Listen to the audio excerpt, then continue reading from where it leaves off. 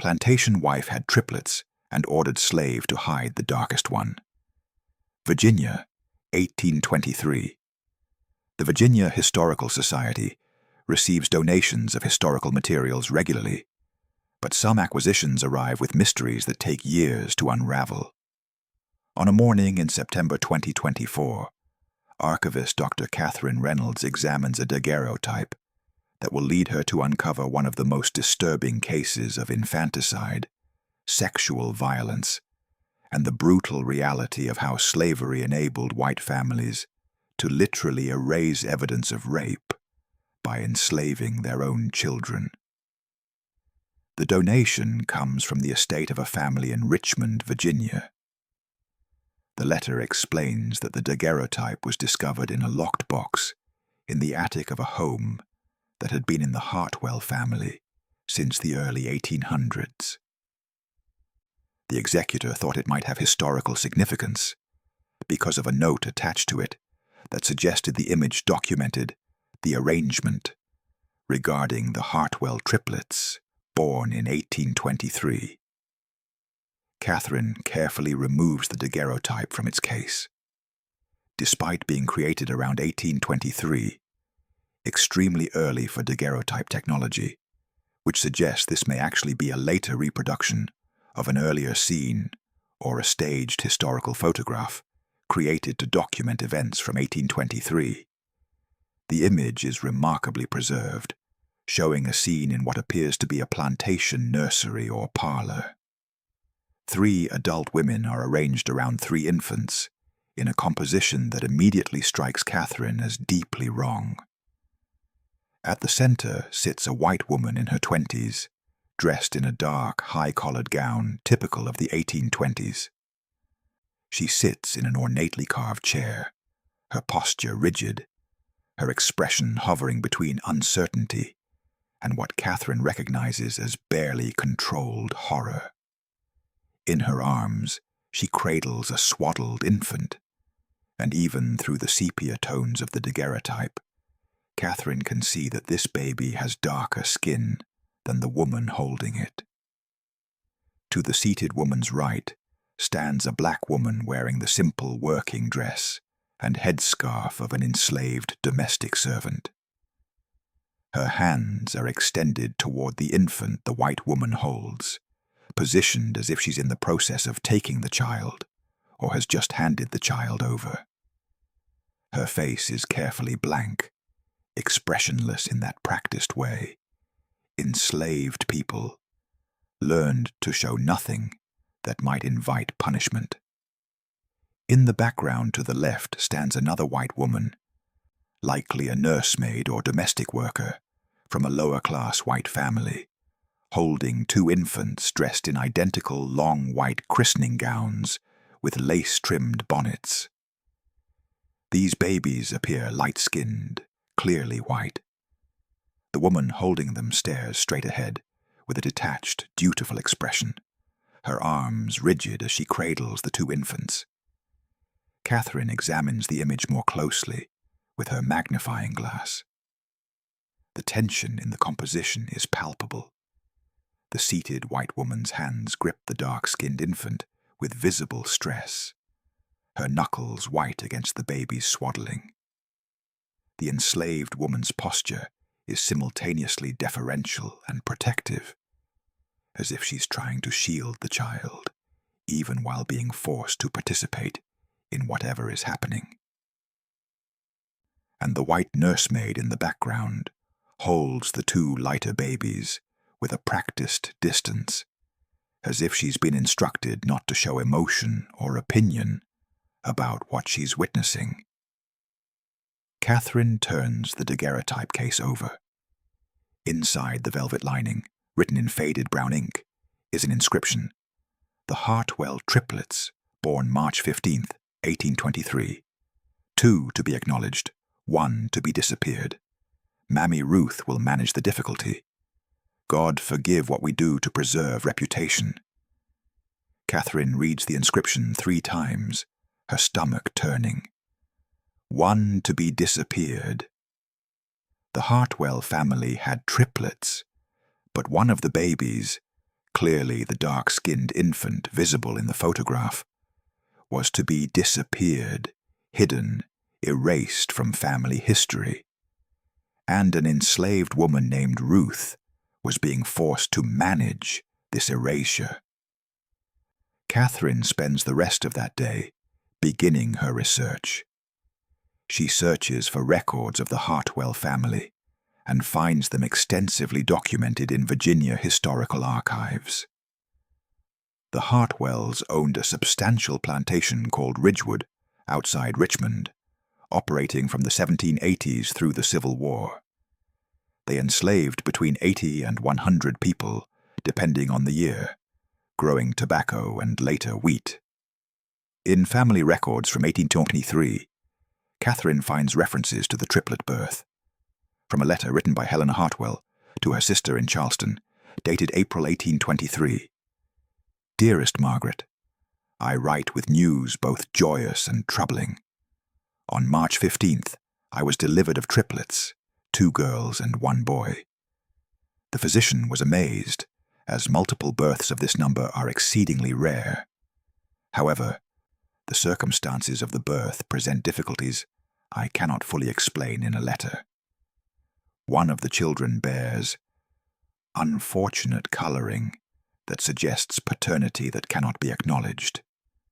Thomas is furious and has demanded the situation be resolved discreetly.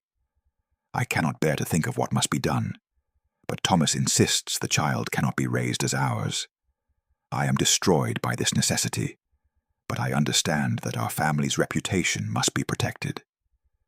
Ruth, our most trusted house servant, will care for the child in a manner that ensures he remains close, but unacknowledged. I cannot write more on this subject. Please burn this letter after reading. Catherine sits back, the full horror of what happened becoming clear. Helena Hartwell gave birth to triplets in 1823. 2 light-skinned babies who could pass as fully white, and 1 dark-skinned baby whose appearance revealed that Helena had been sexually involved with a black man, almost certainly an enslaved man on the plantation, given the social context. In 1823, Virginia, this situation would have been catastrophic for the Hartwell family's social standing. White women were expected to be paragons of purity, and any suggestion of sexual contact with black men, whether consensual or not, would destroy a woman's reputation and her family's standing in society. The dark-skinned baby was physical evidence of this transgression, evidence that had to be hidden or eliminated to preserve the family's honor. Catherine contacts Dr. Marcus Thompson, a historian at the University of Virginia, who specializes in slavery in Virginia and the hidden histories of mixed-race children born to white women on plantations.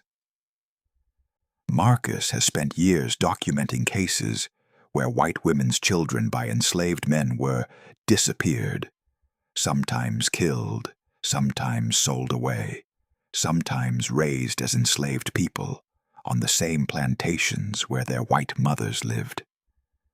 Marcus calls her back within 2 hours. This is extraordinary documentation. Usually these cases were so successfully hidden that we only find hints in diaries or letters written decades later. But this photograph, if it's authentic or a faithful reproduction of the actual 1823 scene, shows the moment of transfer, when the dark-skinned baby was being given to the enslaved woman, who would raise him as her own child while his biological mother watched. Send me everything you have. Catherine scans all the materials and sends them to Marcus. They arrange to meet at the Virginia Historical Society in Richmond, where Marcus has already requested Hartwell family papers, plantation records, and any available documentation about enslaved people on the Ridgewood plantation. That evening, Catherine reads through more Hartwell family correspondence. What she finds paints a devastating picture of what happened to the dark-skinned triplet and the enslaved woman forced to raise him. From a letter written by Thomas Hartwell, Helena's husband, to his brother in Norfolk, dated May 1823. Brother, I write regarding the difficult situation I mentioned in my last correspondence. Helena's delivery of triplets presented a complication that required immediate and decisive action. One of the infants bears the unmistakable physical evidence of Negro blood, making it impossible to acknowledge him as my son without inviting scandal that would destroy our family's position. I have determined the best course. The child will be raised by Ruth, our most reliable house servant, as if he were her own. Helena is devastated, but she understands the necessity. The two legitimate children, both girls, fair-skinned and bearing no unfortunate characteristics, will be raised as our daughters. The boy will be raised as Ruth's son, will be enslaved like his supposed mother, and will never know his true parentage. This arrangement preserves Helena's reputation and our family's standing. As far as society will know, we were blessed with twin daughters. The third child simply does not exist in our family. Ruth understands that if she ever reveals the truth, she will be sold south along with the boy. She is a sensible woman who knows to keep her silence. The physician who attended the birth has been paid handsomely to forget he delivered 3 children. The white nursemaid who assisted has been given a generous sum to secure her discretion. All evidence of the third birth has been eliminated, except for one daguerreotype I had made to document the arrangement. Insurance, if you will, that all parties understand the gravity of maintaining our secret. Catherine and Marcus meet at the Virginia Historical Society 3 days later.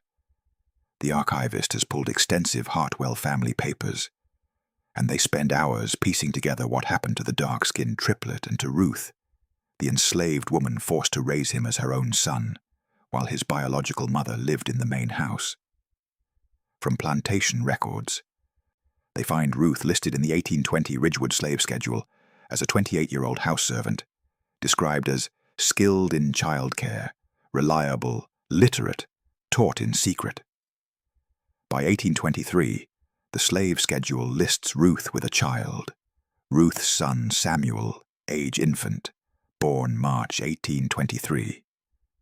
Samuel was the dark-skinned triplet, listed in Plantation records as Ruth's biological child, even though he was actually Helena Hartwell's son. Marcus finds more disturbing information in the Hartwell family papers. Letters between Helena and her sister over the years, following the triplets' birth, reveal Helena's ongoing anguish over the arrangement and hints about what really happened to Samuel. From Helena to Margaret, November 1823. I see the boy every day as Ruth carries him about the house attending to her duties. He is growing, healthy, and I am told he is a contented infant.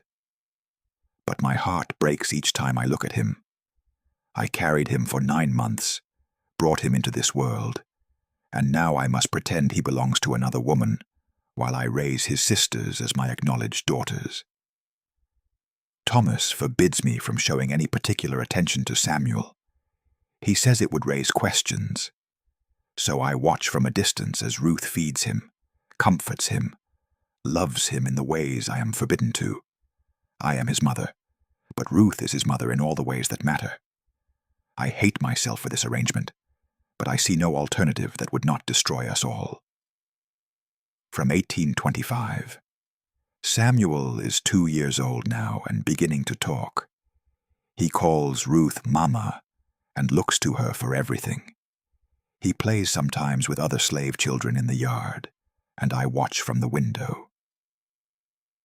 Charlotte and Elizabeth, the girls I acknowledge as my daughters, are being raised in the nursery upstairs, learning their letters, wearing fine clothes, being prepared for futures as ladies of society. Samuel will grow up enslaved, will work in our fields or house, will never know that he is their brother, that he is my son. How can I live with this? But how can I change it without destroying everyone? They find entries documenting Samuel's childhood and the growing tension of the arrangement as he got older. From 1830, Samuel is 7 now, old enough to work in the house alongside Ruth. He is a bright boy. I can see my own intelligence in his eyes, though I can never tell him so.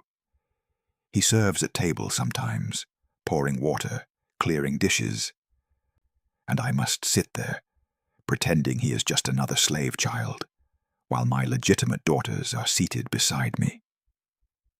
Thomas has become increasingly uncomfortable with Samuel's presence as he grows older. He says the boy's features too clearly show mixed heritage, and he fears guests may notice and ask questions. Thomas has mentioned selling Samuel to a plantation further south, but Ruth begged him not to, and I could not bear it if Samuel were sold away where I could never see him. So for now, he remains, but I fear for how long Thomas's patience will last. Catherine finds the most heartbreaking information in documents from the early 1830s. In the Hartwell Plantation accounts, there are entries recording the sale of enslaved people, routine business for a slave-owning family. And in May 1833, there's an entry, sale of woman Ruth and boy Samuel to Plantation in Alabama. Price received $200. Ruth and Samuel, the enslaved woman who had been forced to raise Helena Hartwell's biological son as her own, and the boy himself, had been sold away to Alabama when Samuel was 10 years old. Likely Thomas Hartwell had finally decided the boy's presence posed too much risk of discovery, or perhaps he simply wanted to erase this reminder of his wife's transgression. Marcus finds one final letter from Helena, written to her sister in 1834, a year after Ruth and Samuel were sold. I am broken, Margaret. Thomas sold Ruth and Samuel to a plantation in Alabama last year. I begged him not to, but he was determined to remove what he called the evidence from our property. I have not seen my son in over a year now. I do not know if he is alive or dead, if he is being treated well or cruelly, if Ruth is still able to care for him, or if they were separated after the sale. Charlotte and Elizabeth are growing into accomplished young ladies. They are 10 years old now, the same age as their brother Samuel, though they will never know they have a brother. They will never know that their mother gave birth to triplets, that one of those babies was taken away and enslaved because his skin was too dark to acknowledge. I am haunted by what I have done.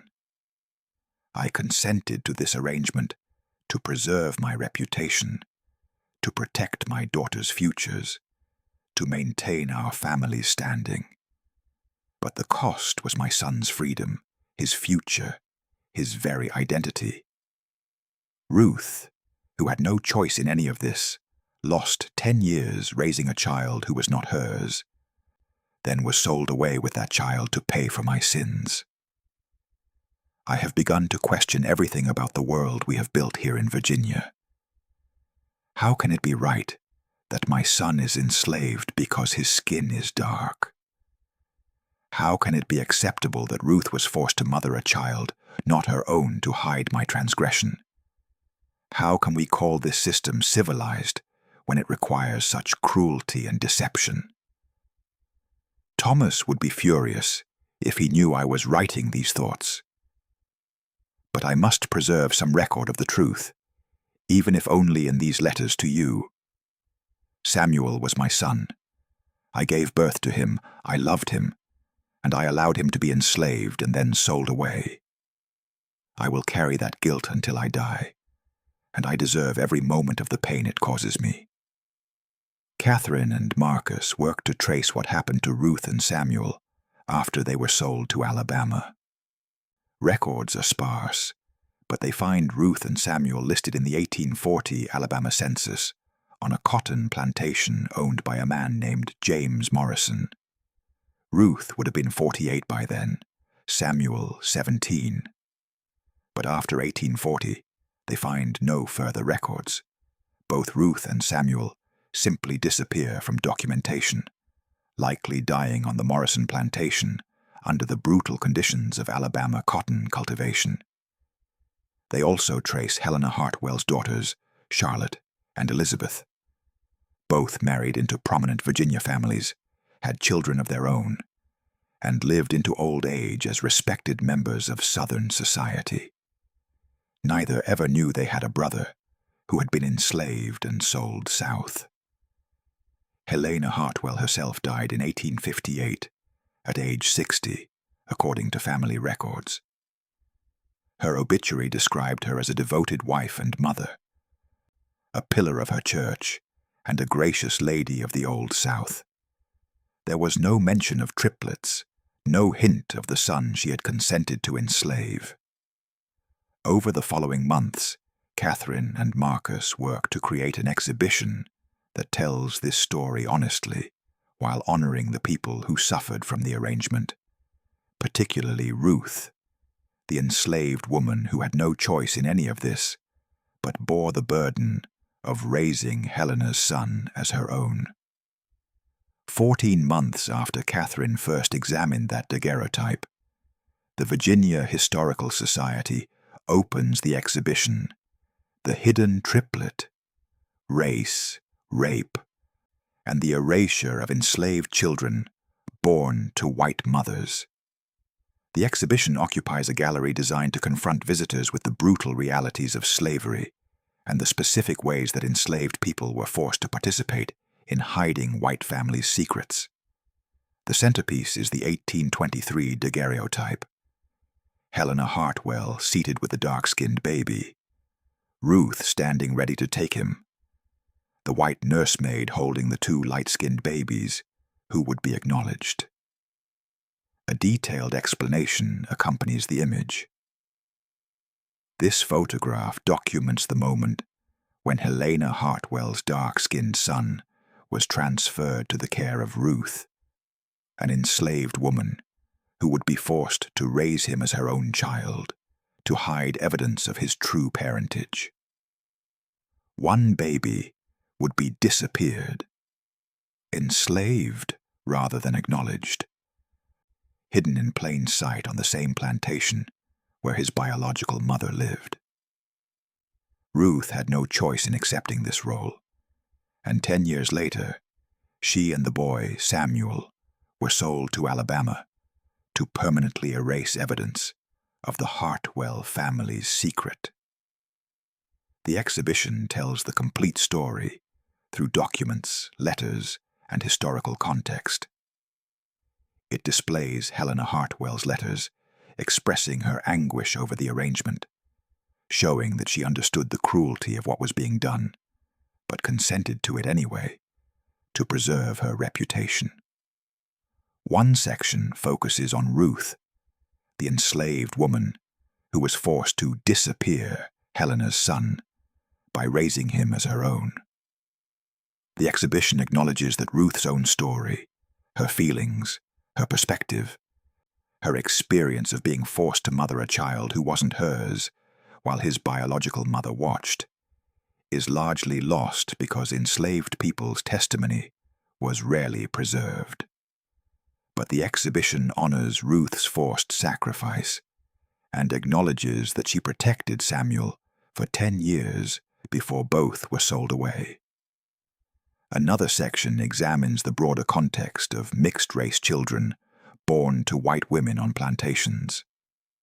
While white men raping enslaved women was common and openly practiced, white women having children by black men, whether through rape, coercion, or rare instances of consensual relationship, was treated as the ultimate scandal.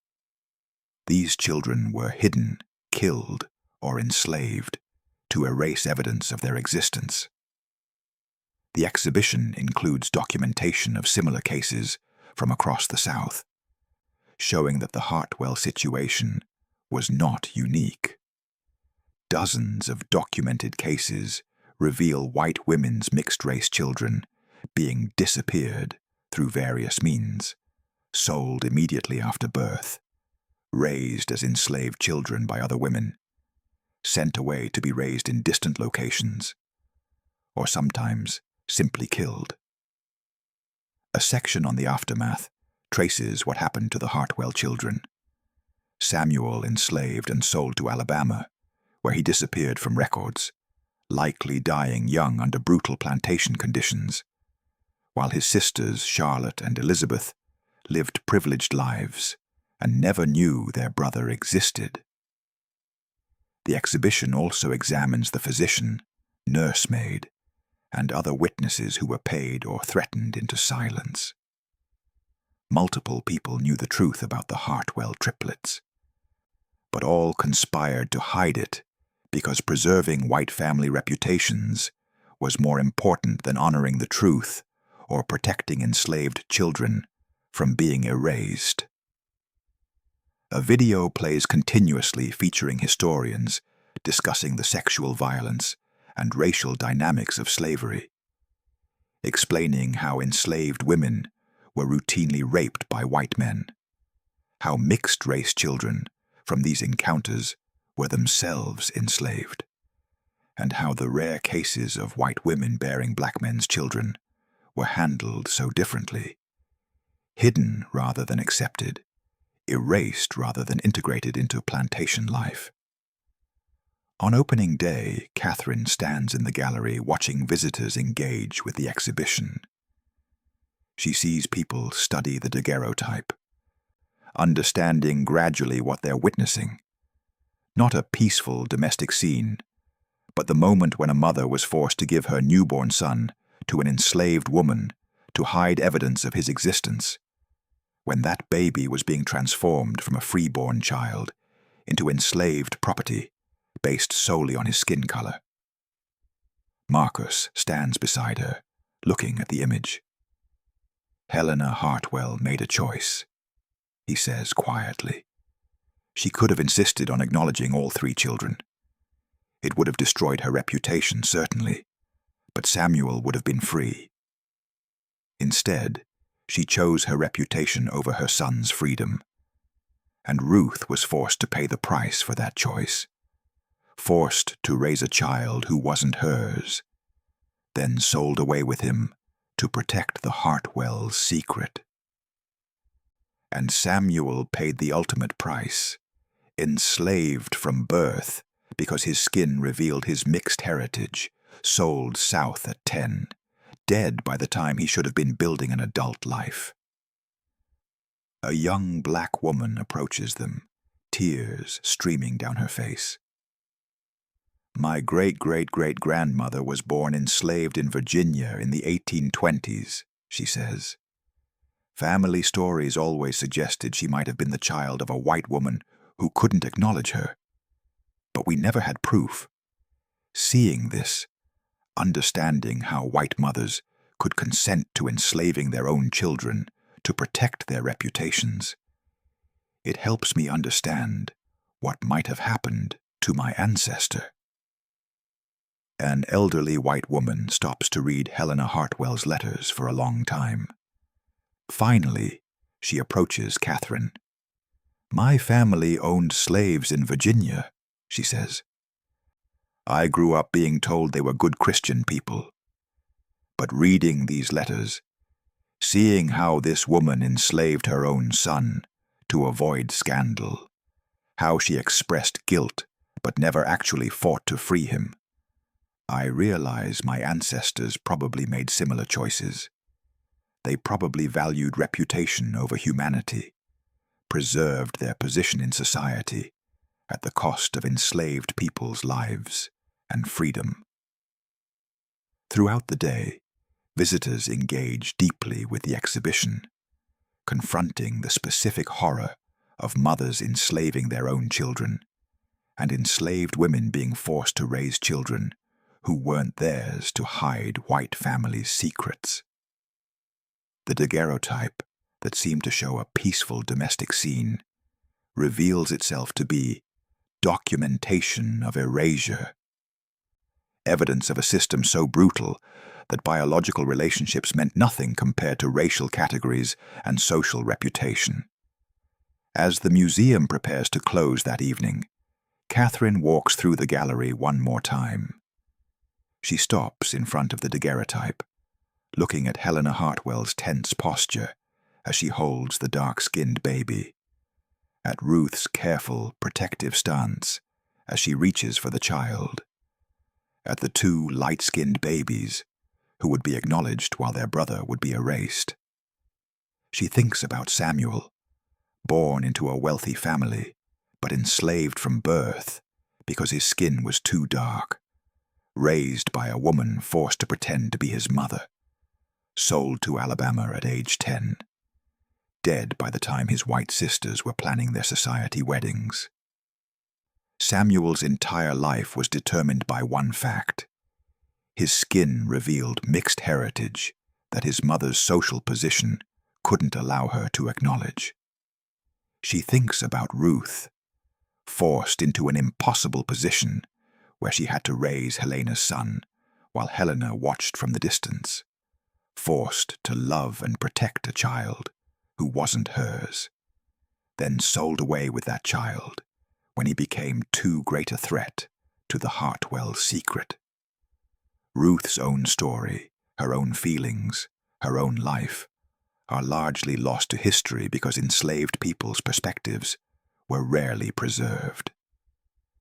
But Catherine hopes this exhibition at least acknowledges Ruth's forced sacrifice and honors the protection she provided Samuel for the 10 years they had together.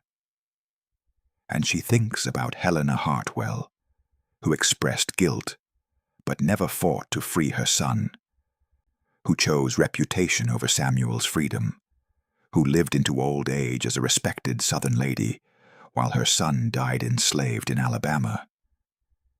Helena's letters reveal she understood the immorality of what she was doing, but she did it anyway because preserving her social position mattered more than Samuel's life and freedom. The daguerreotype waited 201 years to reveal its truth. The image that was created to document the arrangement, insurance that all parties understood their roles in hiding the Hartwell family secret, has become testimony to the brutal reality of how slavery enabled white families to erase their own children, to enslave their own flesh and blood, based solely on skin color. Now the daguerreotype has fulfilled a purpose the Hartwells never intended. It has exposed their secret, honored the people they tried to erase, and documented a specific horror of slavery that is rarely discussed: white mothers enslaving their own mixed-race children to preserve social position, and enslaved women being forced to raise children who weren't theirs to hide white families' shame. As visitors file past the image one last time, many stopping to look at Samuel in Ruth's protective hands, understanding that this baby was being erased from his biological family and transformed into enslaved property, in the moment captured in this photograph.